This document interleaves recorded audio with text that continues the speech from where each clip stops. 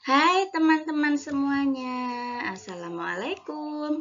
Mari kita belajar bahasa Indonesia. Tema 6, perkembangan teknologi. Kita sampai pada subtema 1, perkembangan teknologi produksi pangan. Sudah siap belajar semuanya bersama Bunda Hana? Sebelumnya kita awali dengan membaca basmalah bersama-sama. Bismillahirrahmanirrahim. Kita buka halaman 2. Perhatikan gambar di halaman 2. Ada gambar apa itu? Nah, ini adalah gambar dari berbagai macam pengolahan dari makanan yang kita punyai di Indonesia ini. Nah, terlihat ada industri tempe, ada yang jual susu kedelai, ada juga yogurt, juga itu ada permen susu. Nah, semuanya itu adalah hasil dari olahan produk pertanian atau peternakan yang ada di Indonesia. Halaman 6. Kita mulai dengan bacaan teknologi pangan. Sebenarnya apa sih teknologi pangan itu? Nah, sebelum kita tahu, kita akan belajar dulu tentang alam Indonesia yang sungguh kaya. Misalnya, kacang kedelai, jagung, dan kelapa adalah hasil pertanian, sedangkan telur, daging, dan susu adalah hasil peternakan. Semuanya itu berasal dari alam Indonesia. Pangan di sini artinya makanan ya, anak-anak. Lalu hasil panen dan ternak yang melimpah memberi makanan yang cukup bagi kita. Namun hasil-hasil itu tidak dapat bertahan lama, anak-anak. Cepat membusuk. Makanya kita harus berpikir bagaimana mengolahnya agar tidak cepat membusuk. Mengolah hasil panen dilakukan dengan teknologi pangan. Teknologi pangan adalah penggunaan ilmu pengetahuan untuk mengolah pangan. Teknologi pangan dapat menghasilkan makanan baru dan membuat makanan tidak cepat membusuk. Nah, kalian sudah tahu kan sekarang pengertian teknologi pangan?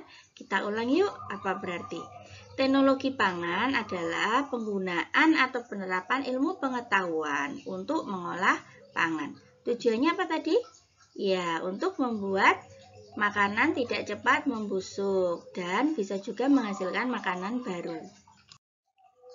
Halaman 7 ada pertanyaan, ayo kita jawab bersama-sama. Nah, sudah Bunda beritahu jawabannya, kalian tinggal mengecek dengan jawaban kalian.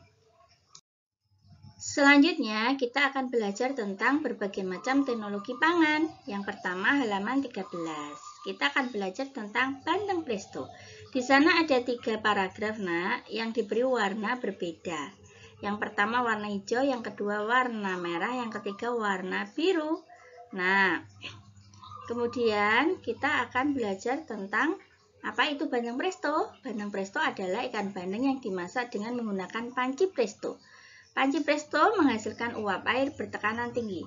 Nah, Bunda jelaskan ya, berarti di sini presto atau panci presto adalah teknologi pangan. Yaitu kita memasak bandeng menggunakan teknologi presto. Sehingga apa, nak? Sehingga akan tahan lama di paragraf terakhir. Nah, cara mengemasnya juga menentukan berapa lama bandeng presto itu akan bertahan. Jika dibungkus dengan plastik biasa akan bertahan selama 5 hari. Jika dibungkus dengan plastik tahan udara akan bertahan hingga 3 bulan. Nah, berarti selain pengolahan, teknologi pangan juga berkaitan juga dengan pengemasan. Selanjutnya halaman 14 kita belajar mencari informasi dari teks bacaan bandeng presto. Ada 3 paragraf yang tadi warnanya berbeda, kalian tinggal mengisi.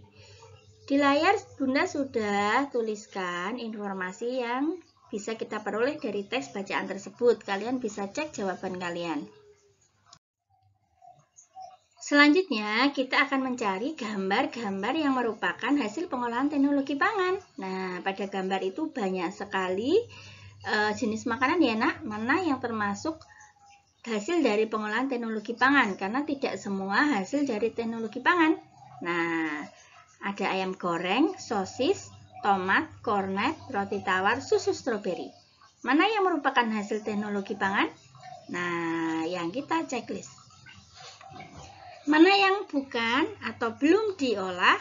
Nah, ternyata ada satu, yaitu tomat. Halaman 22. Ini sebenarnya sudah kita pelajari di depan, tapi kita ulangi lagi, tidak apa-apa. Di sini adalah pengertian dari teknologi pangan. Tadi juga sudah kita pelajari, manusia butuh makanan terus-menerus, tetapi hasil makanan atau hasil panen, entah itu pertanian atau peternakan itu tidak tahan lama, nak. Maka dicari cara agar bisa bertahan lama.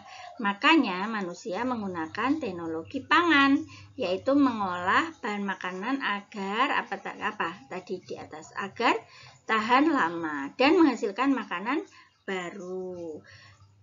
Selain itu juga termasuk penyimpanan dan pengemasan, juga berpengaruh pada awetnya suatu makanan.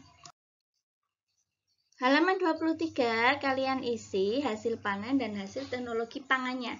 Hasil panen adalah makanan atau hasil peternakan yang belum diolah menjadi apa-apa. Sedangkan hasil teknologi pangan adalah hasil dari makanan yang sudah diolah.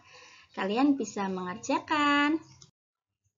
Halaman 23, yuk kita berlatih menuliskan kembali kalimat utama dari setiap paragraf agar dapat berbentuk ringkasan.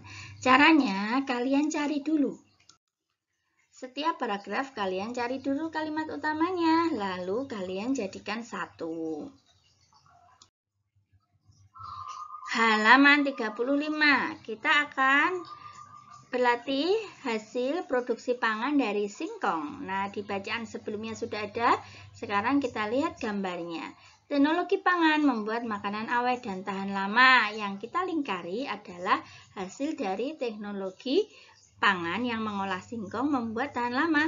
Ada karak kaliang, ada daka-daka, ada karupuak sanjay. Kemudian ada lagi rendang singkong.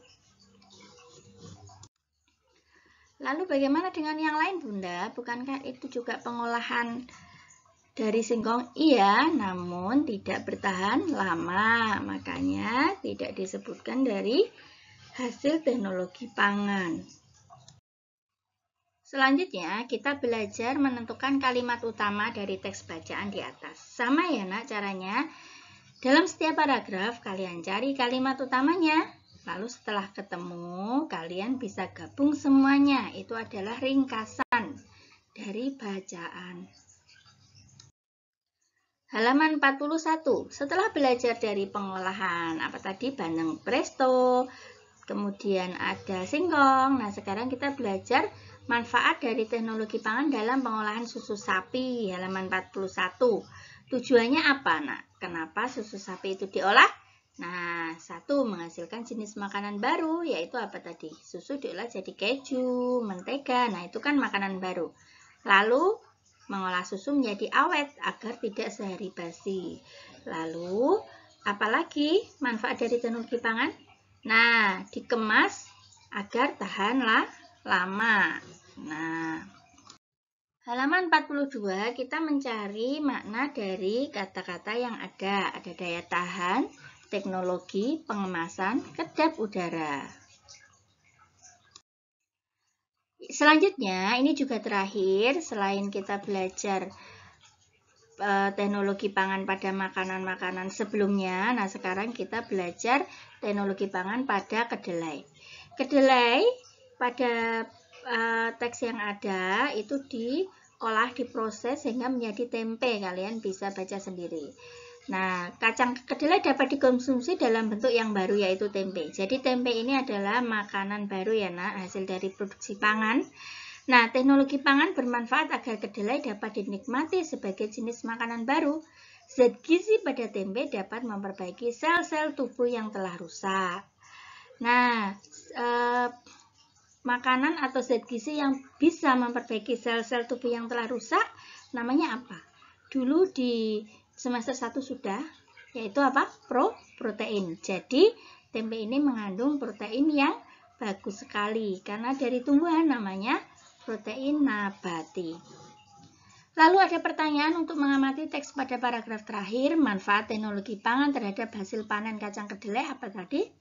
Ya, menghasilkan makanan baru dan zat gizi pada tempe yang bisa memperbaiki sel tubuh yang telah rusak. Lalu di situ ada bacaan anak yang bolong-bolong. Nah, yang ada yang kosong untuk diisi sesuai dengan kata-kata yang telah tersedia. Nah, tempe merupakan salah satu makanan yang diolah melalui teknologi pangan. Bahan utamanya adalah kacang kedelai dan ragi tempe. Ragi tempe berguna dalam proses perubahan dari kacang kedelai menjadi tempe. Ragi tempe ditaburkan di atas kacang kedelai saat suhu kacang kedelai rebus telah turun atau dingin, jadi jangan panas, karena nanti akan gagal, rusak. Setelah 1 atau 2 hari, kacang kedelai akan berubah menjadi tempe. Nah, konsumsi tempe akan memberikan manfaat yang baik bagi tubuh. Demikian anak-anak belajar bahasa Indonesia kita kali ini. Tetap semangat belajar ya. Kita akhiri dengan membaca hamdalah bersama-sama ya. Alhamdulillahirabbil alamin. Sampai jumpa.